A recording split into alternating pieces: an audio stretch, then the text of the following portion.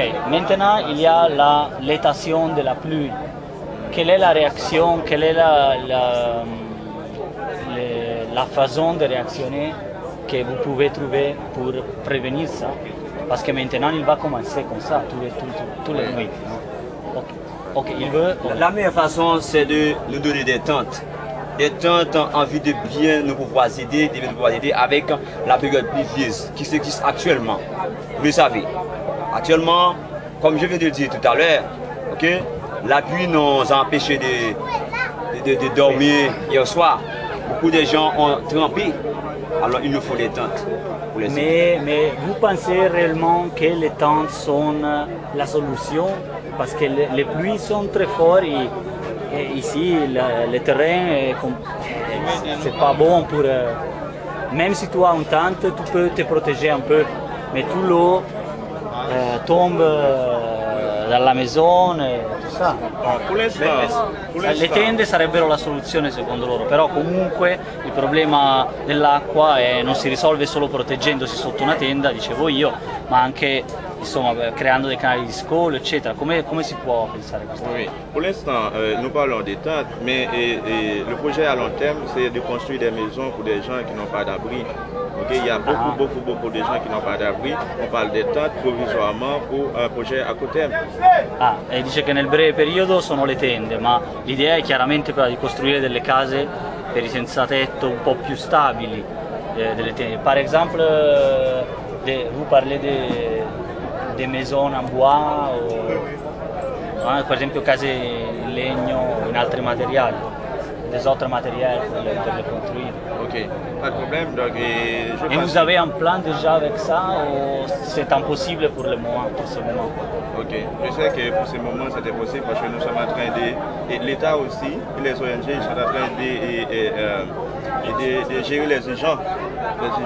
Donc normalement je pense pour un projet à long terme, donc l'État c'est pour un projet à court terme tout simplement.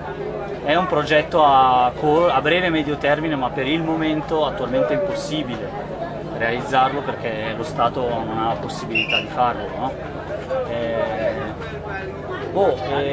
Qu'est-ce qu'on peut faire pour prévenir les problèmes du feu dans les tentes et pour prévenir les problèmes hygiéniques dans les tentes? Les gens ont signalé qu'il y a ces problèmes-là. Qu'est-ce qu'on peut faire? Pour le problème des feux dans les tentes, par exemple dans les centres aussi, donc nous en tant que bureau du délégué, nous avons des gens qui passent de temps en temps pour faire une sorte de sensibilisation, pour sensibiliser les gens, pour dire comment ils peuvent servir avec le feu surtout. Donc c'est ça jusqu'à présent. Et pour les conditions hygiéniques, par exemple, il y a la ravine qui est là avec les animaux et tout ça, c'est peut-être dangereux pour les enfants, par exemple. Je sais. Qu'est-ce que vous pensez? Nous avons pensé beaucoup dans le bureau pour ces choses. Alors, nous avons des toilettes ici. Nous mettons des personnes qui puissent les bien gérer jusqu'à présent. Et c'est l'autre femme qui nous les a données jusqu'à présent. Qu'est-ce qu'on peut faire avec l'ordure? Les toilettes, je crois que ça marche plutôt bien. Moi-même, je suis allé. Mais bon, pour l'ordure que les gens jettent dans la rue, dans le chemin ou dans la ravine, qu'est-ce qu'on peut faire? Vous êtes en train de faire quelque chose pour le monde? Oui, et le bureau a toujours fait. C'est-à-dire dans le programme de sensibilisation, nous sensibilisons les gens pour qu'ils ne puissent pas les jeter dans les ravines parce que ça va causer encore un retour sur l'eau. Et vous organisez quelque chose après pour les nettoyer? Oui, nous avons des équipes qui travaillent maintenant sur le terrain pour faire le nettoyage. Ils sont là d'ailleurs. Nous avons 30 équipes sur le terrain qui travaillent chaque jour, ramassant les déchets, transporter, mettere a listare.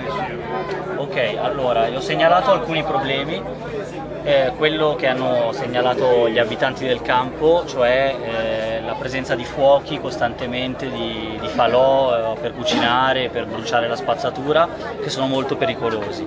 Paolo risponde che stanno facendo già una campagna di sensibilizzazione per evitare che la gente lo faccia, e soprattutto di notte, e che comunque questa campagna prevede appunto che delle persone passino costantemente nei campi, nelle tende, per cercare di spegnere i fuochi.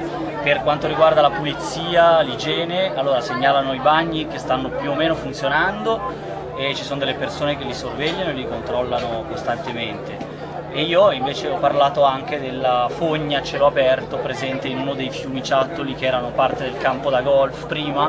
C'è un ponte conosciuto proprio per la puzza e per i maiali che ci scorrazzano sotto. Allora, quindi tutti i bambini giocano anche lì vicino, c'è il campo da calcio, poi lo vedremo, e quindi lì dice che anche lì stanno facendo campagne di sensibilizzazione e che ci sono almeno 30 squadre di persone che vanno a pulire le fogne. Ora lo verificheremo direttamente, l'ultima volta non sembrava così, però diciamo questa è l'azione che stanno facendo. La dernière question peut-être, est-ce que vous pouvez payer les ouvriers, les gens qui travaillent dans les camps? Oui, nous avons fait ça à travers un programme que le ministère des Travaux publics a mis sur pied. Oui. Il nous a donné des équipes et il y a un salaire pour eux aussi. Mais même les Américains ont contracté des gens pour travailler aussi, non? Non, non, pas encore. Pas encore, parce que les Haïtiens qui travaillent là, qui donnent les sacs de riz et toutes ces choses-là, ils sont payés? Non, ils ne sont pas dans notre bureau de bureau. Ah, ok. Ils sont là-haut. Je travaille pour une autre organisation Ah qui oui, se c'est nomme complément Oxfam. une autre organisation. Oxfam. Oxfam, ok. E allora, quindi ho chiesto loro se vengono pagati, i lavoratori che gestiscono queste situazioni, che aiutano a pulire, che quindi coadiuvano i lavori del campo. Ha detto di sì, vengono pagati dal Ministero del Lavoro qui a Haitiano, mentre è completamente separata l'organizzazione qui giù, dove siamo ora, da quella delle agenzie e associazioni che lavorano nella zona degli aiuti, che sono gli americani, c'è Oxfam, e poi andremo a vedere. Quindi, merci beaucoup. Pouvez-vous me donner une question alors? Vous représentez quelle instance et vous venez dans quel pays? Ok, non, nous sommes italiens et nous vivons au Mexique. Ok, vous Et représentez. ce que nous allons faire avec ça, mais nous ne sommes pas de l'agence, nous sommes des journalistes. Et comme ça, nous allons écrire sur la situation du camp pour apporter de l'information là, parce que pas beaucoup de la presse a écrit